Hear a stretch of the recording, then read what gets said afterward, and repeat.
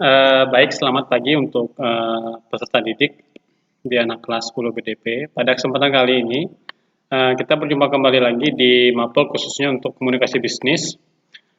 Untuk materinya pada hari ini, ya kita akan mempelajari bagaimana cara pembuatan untuk surat niaga, gitu ya. Ini materi yang kita akan bahas pada pagi hari ini, gitu ya. Bapak mengucapkan selamat pagi juga untuk peserta didik ya, agar bisa mengikuti pembelajaran daring ini dengan baik, gitu ya.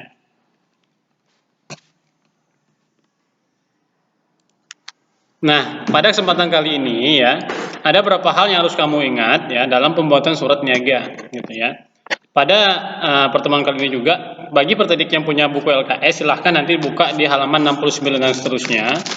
Ya, nanti peserta didik bisa membaca sendiri di situ juga, menyimak gitu ya. Nah, pada kesempatan kali ini kita akan membahas itu apa sih surat niaga gitu ya.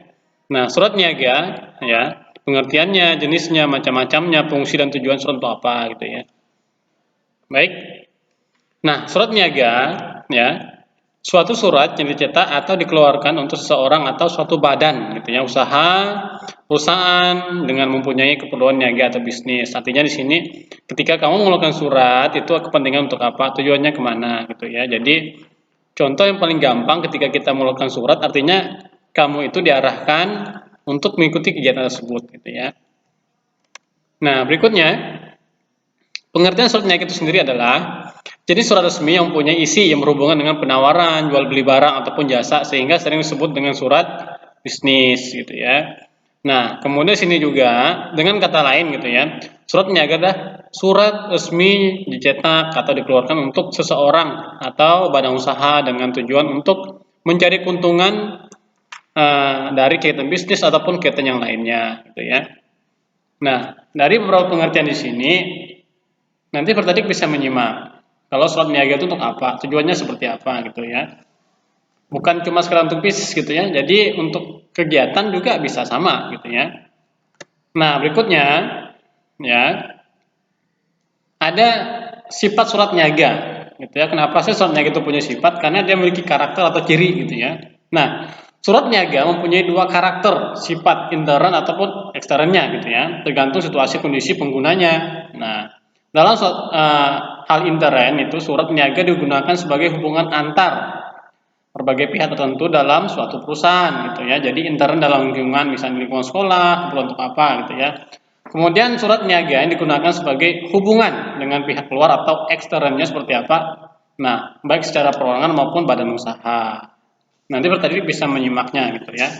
Jadi kalau sifat surat niaga ada dua, satu bersifatnya intern, kemudian bersifatnya ekstern gitu ya. Kalau intern itu untuk hubungan kita yang lebih di dalamnya, dalam lembaga tersebut. Kalau ekstern berarti di luar lembaga kita gitu ya. Nah, untuk beberapa surat niaga juga, di sini kamu bisa melihatnya, ya. Ada fungsi dan tujuan surat niaga. Ini tidak secara detail saya akan jelaskan karena banyak sekali, gitu ya. Saya ambil garis besarnya aja. Surat niaga yang pertama itu fungsinya bentuk nyata atau bukti sah dari adanya perjanjian, gitu ya. Artinya ada surat yang ditandatangani bersama, gitu ya.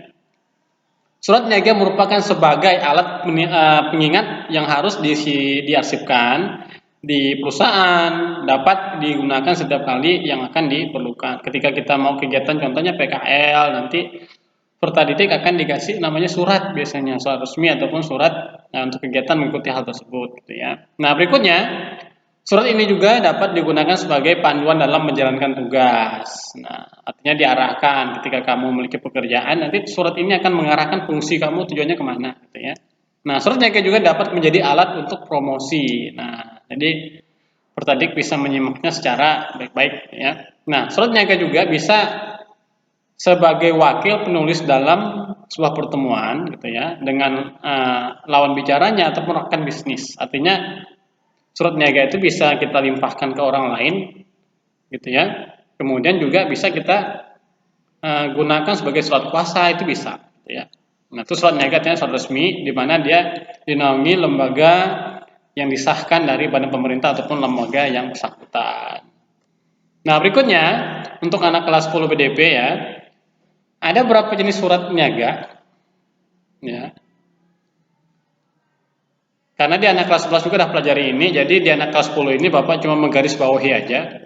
Jenis-jenis surat niaga gitu ya. Nah, surat penawaran adalah termasuk dari jenis surat niaga yang punya tujuan untuk menawarkan produk kepada pelanggan ataupun barang dan jasanya.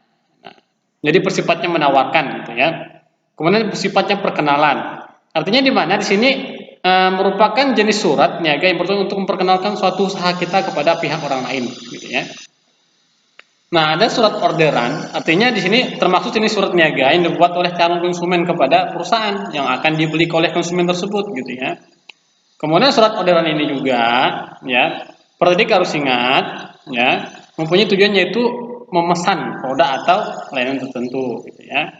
Nah, ada surat permintaan dan penawarannya seperti apa gitu ya. Nah, ada surat permintaan penawaran merupakan jenis surat niaga yang dibuat oleh calon konsumennya kepada perusahaan dengan mempunyai maksud untuk meminta menawarkan produk gitu ya.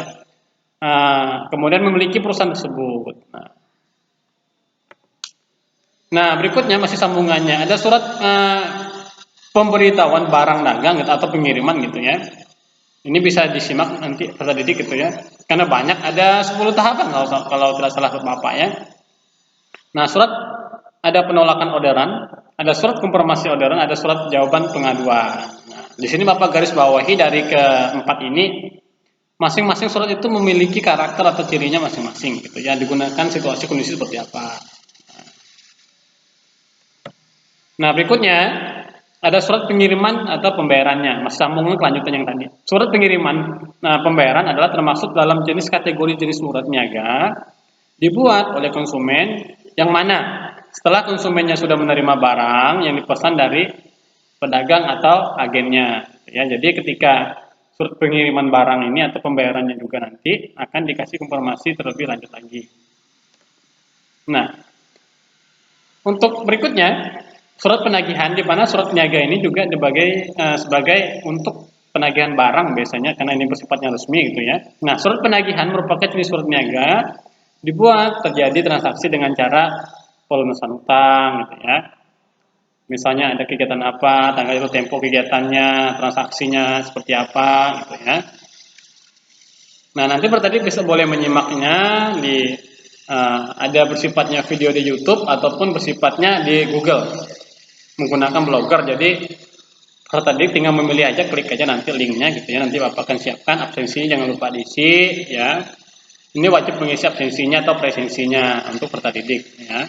Nah, berikutnya, nah ada surat jawaban penangguhan atau pelunasan. Di mana di sini surat jawaban penangguhan pelunasan merupakan jenis surat ya niaga yang dibuat pedagang sebagai jawaban dari surat ya penangguhan pelunasan yang dibuat konsumen. Dalam surat ini berisi penolakan atau persyaratan pelunasan produk yang baru gitu ya. Nah, kemudian berikutnya ada surat pengaduan, di mana surat ini ketika ada terjadi kesalahpahaman, salah kirim barang, tidak sesuai gitu ya, mungkin nanti bisa komplain gitu ya. Nah, maka surat ini pengaduan atau surat komplain adalah jenis surat niaga yang dibuat oleh konsumen jika terjadi kesalahan atau cacat produk yang diterima gitu ya.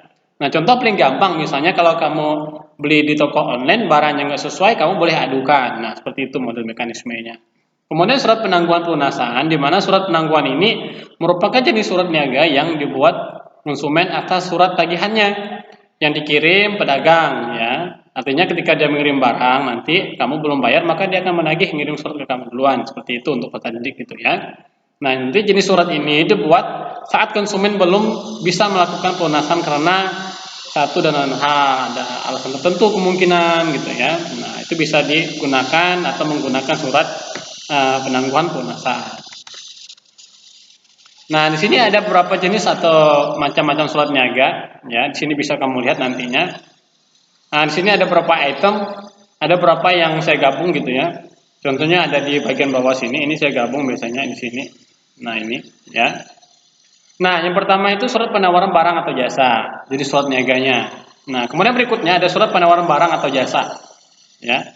Satunya penawaran, satunya permintaan, harus diingat gitu ya. Kemudian surat pemesanan barang atau jasa. Surat penerimaan pembayaran, ya, surat penagihan atau penangguhan gitu ya, pembayaran barang atau jasanya.